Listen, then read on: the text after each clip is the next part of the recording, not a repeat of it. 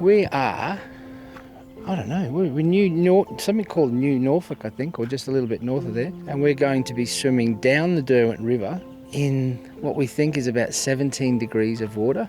And it's going to take us hopefully 3 to 3.5 hours to swim about 15 kilometres. So not looking forward to the cold, but it's got to be done. And the more of this we do, the better we're going to get at doing what we do in the channel in 6 months' time. So this is probably, it's not the start of the journey, but it's one of the big steps in the journey, I reckon, especially if we're all cold in the water, a long time in the water, and then got the cold water camps coming up and stuff like that. I think this is a big part.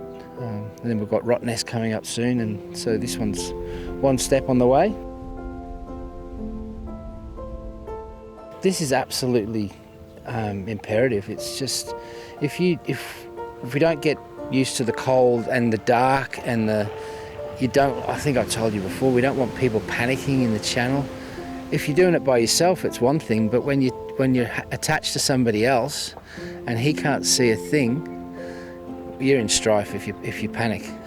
G's not going to panic. He's got the mental capacity of God, I don't know. But yeah, we need to do this over and over and over again so that when we get to the channel, it's just business as usual. Get in, attach yourself to the guy and swim, and that's it. As long as he keeps rolling his arms over, we'll get him there. But we've got to get used to this stuff. Cold water, dark nights, long distance. Yeah, keep doing it.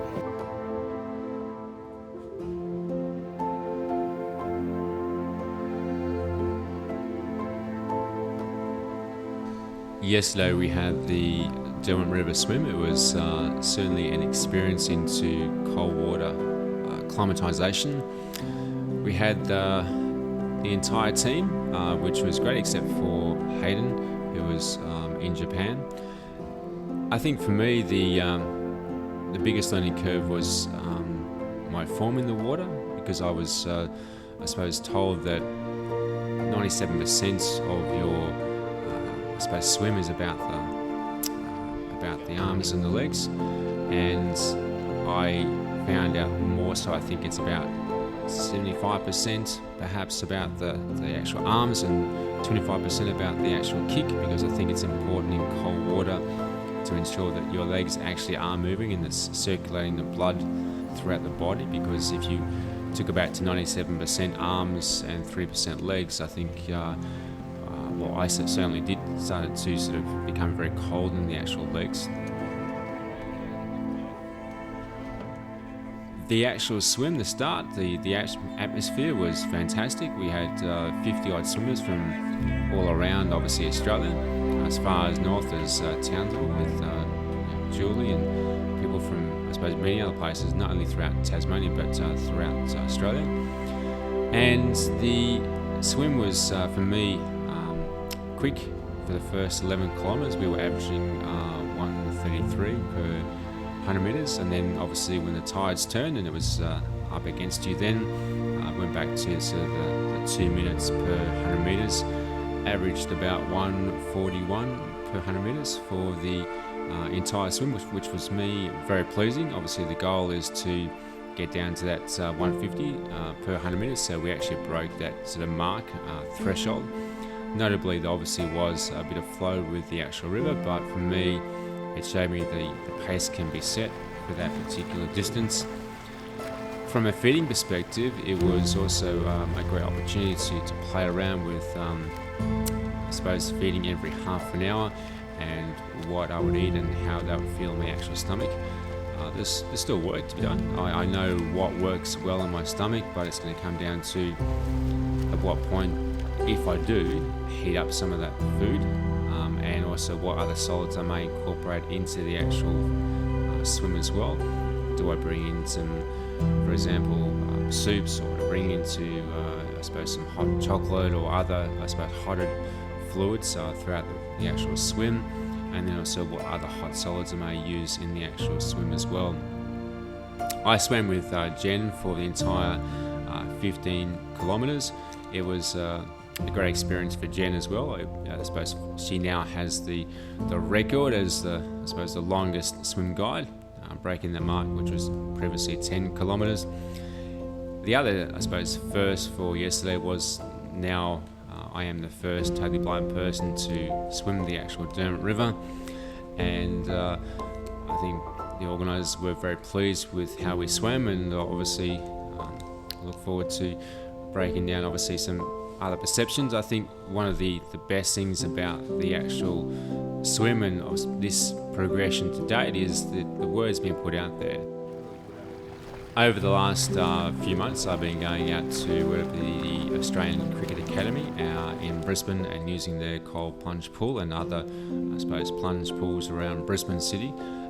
For me, we've been using a pool which is anywhere between sort of 8 and 12 degrees and getting upwards of 50 minutes in that particular temperature. Obviously, sitting in cold water and swimming in it is two very different things. As Brisbane cools down, and obviously as we get closer towards August, there's going to be a number of locations in Brisbane that will have that sort of temperature. I'll also organise a number of other cold water swims, both in Sydney and in Melbourne, over the next few months to get that cold water acclimatisation. In no words, is it something that's easy? It's certainly, coming from Brisbane, a massive change, but change is constant, growth is optional, and I think my team and I obviously have to work through that process, not only physically but also psychologically, because obviously that comes with it the whole sort of, I suppose, innate fear of obviously cold water and feeling cold. But if you become physiologically prepared and aware, and that's when preparation is at a must for any sort of challenges as large as this. Again, it is the mindset around obviously the trust in the process, and also the understanding that for me as an athlete, where I've run from Cairns to Brisbane 5 times, or whether it be for my pursuits on Everest through to Paralympic Games or Commonwealth Games, a whole range of adventures, even flying a plane around Queensland 3 times. It wasn't waking up and thinking, well, I'm going to do that today. But there's also that physical and mental mindset in, I know I have to create things in a very different way. For example, even in the world of business, it's not as easy as, for example, jumping on and creating a PowerPoint. It's actually developing a team around me that can do that PowerPoint. It's about their ability, it's about their communication, and it's about the connection you have with that individual, which is critically important. For me, as a person who's totally blind, there's always been doubters when I say to a person, hey, listen, trust me, by sight of people, because they think that, how's he going to do it on his own, or how's he actually going to do this because he's not getting support out there that we want them, or that support we see as necessary for their success. Listen, you can't go and dance on a television show, or you can't drive a car, or you can't do that. Well, it's about trust me, and it's believe in that process, and that's, I think, very difficult for people who are sighted, is that they need to see something to believe it. And I believe in the unseen and the, I suppose at times, unbelievable. So for me, the success to date is not only about my journey and the team of our entire team, but also the journey of, I suppose, the people we bring along on this adventure, this challenge, this great dream.